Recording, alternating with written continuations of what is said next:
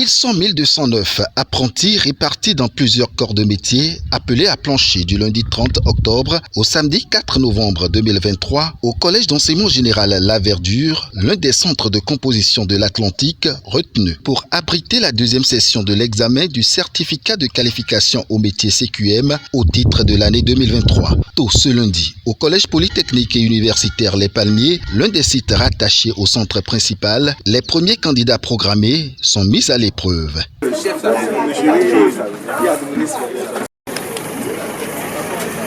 Ils sont entre autres des apprentis maçons, ferrailleurs et staffeurs à la quête du précieux sésame. Après les répartitions, l'État a attribué au CEG La Verdure, qui est non loin de nous ici, 1209 candidats. Étant donné que le CEG seul ne peut pas tout gérer, ils ont sollicité les écoles, les centres, les lycées qui ont des plateaux techniques adéquats, adaptés aux réalités. C'est en cela qu'ils ont choisi le lycée Les Palmiers. Étant promoteur, nous devenons ainsi le chef site du lycée Les Palmiers. Ce matin, comme vous l'avez dit sur votre écran déjà, nous avons reçu la délégation ministérielle, départementale aussi. Et je crois qu'ensemble avec les artisans, nous avons lancé les épreuves.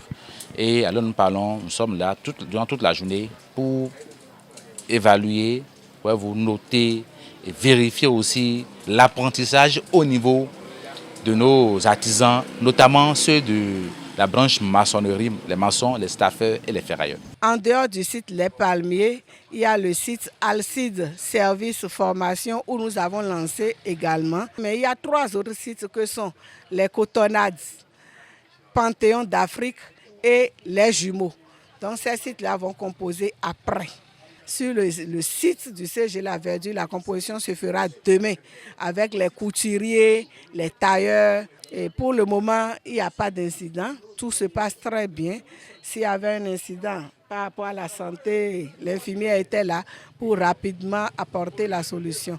Donc pour le moment, tout se passe très bien. Nous bénissons l'Éternel. Et c'est le même sentiment de satisfaction qui se dégage du visage du directeur départemental des enseignements secondaires techniques et de la formation professionnelle de l'Atlantique ce jour, lors de son passage au CPU Les Palmiers. L'autorité félicite le premier responsable du site et le comité communal d'organisation pour le démarrage sans anicroche de l'examen. D'abord, je remercie et je félicite le chef site qui est le promoteur du lycée Les Palmiers.